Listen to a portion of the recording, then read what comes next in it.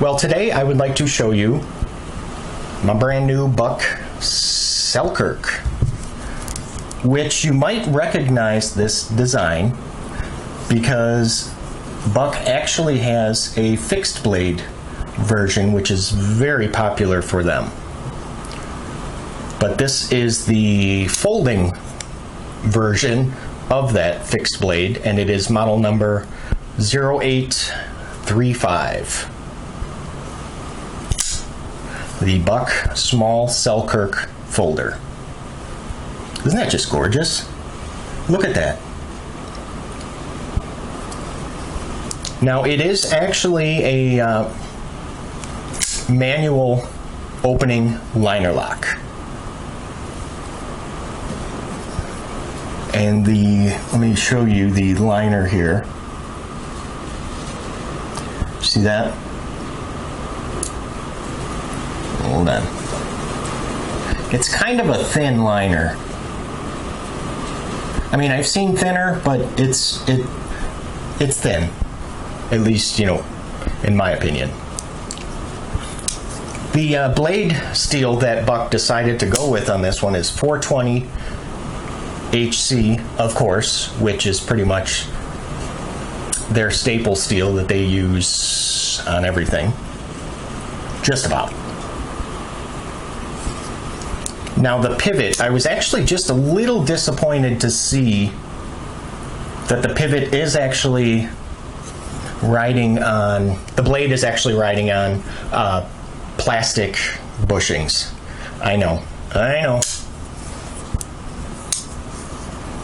And if you look at here, it does actually take a number 8 Torx, just on the one side for adjustment.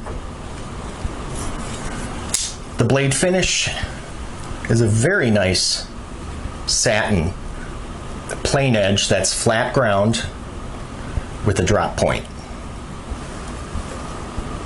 There is a choil there. As you can see, it's kind of small for a finger. Well, it is very small for a finger.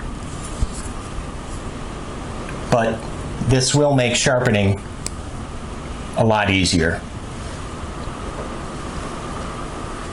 There is a little bit of jimping on the spine of the blade.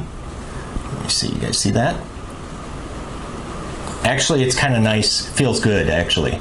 It is on the aggressive side, but it's solid.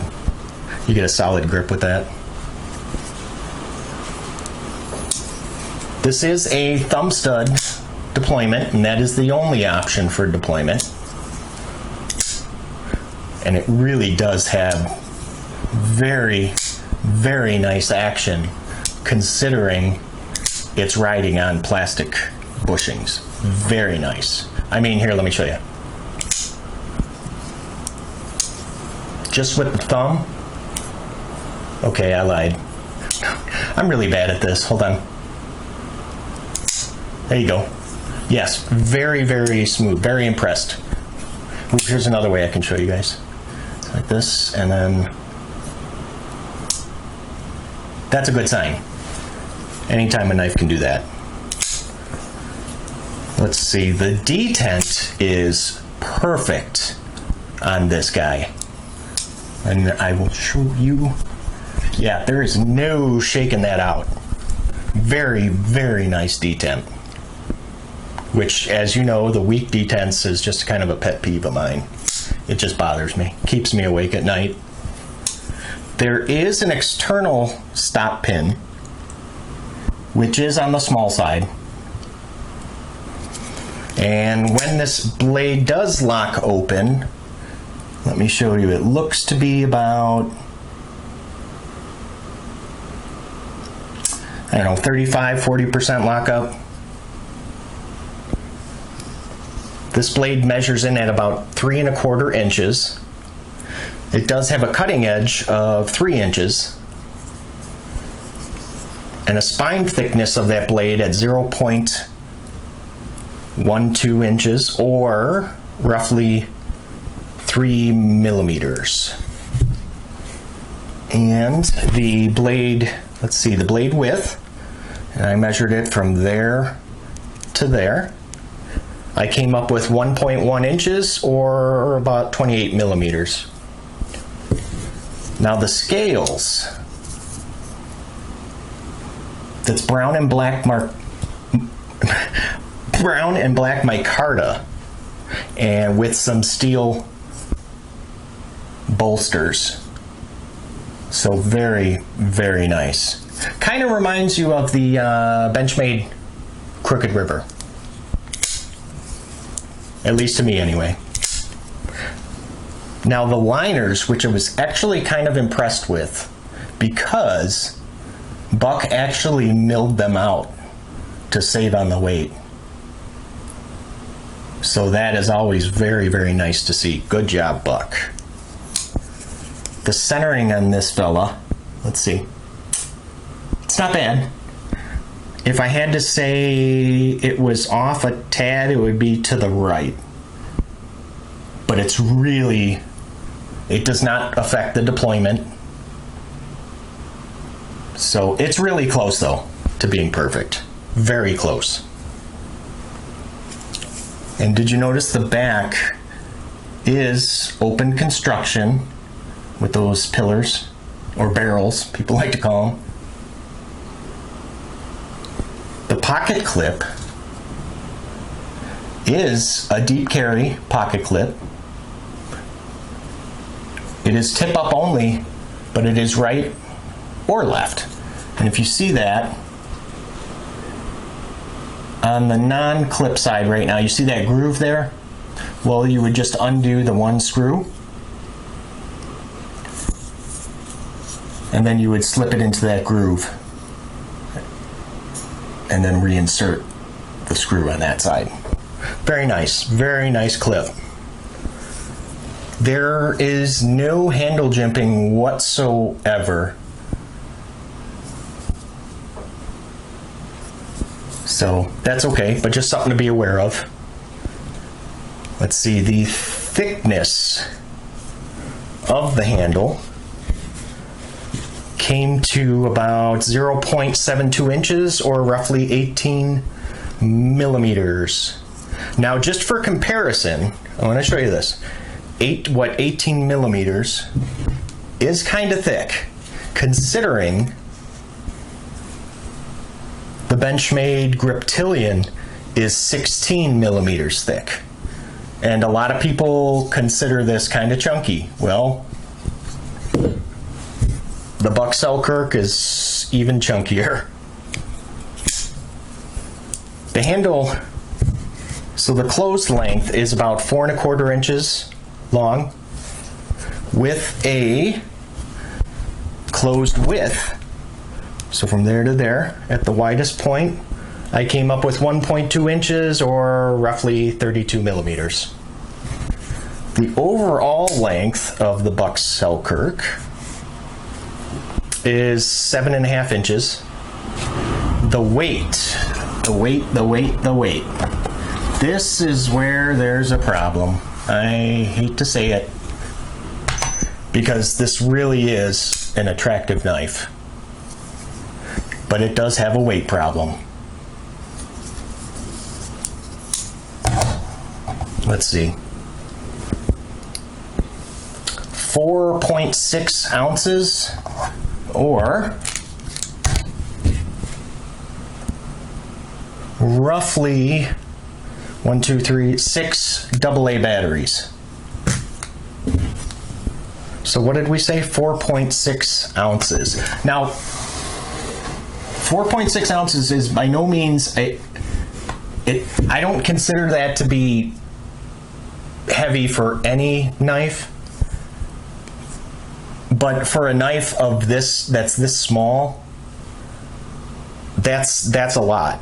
That is definitely a lot. For a knife overall that's 7.5 inches long with a 3 1/4 inch blade, and it weighs over 4.5 ounces, it's just a tad on the high side.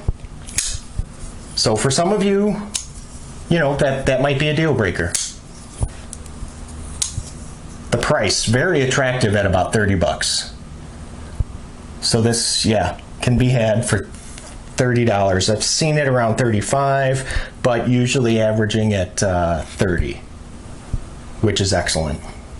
There is actually another version of this knife. Let me show you. It does have a big brother. Bam! Look at that monster. Look at that.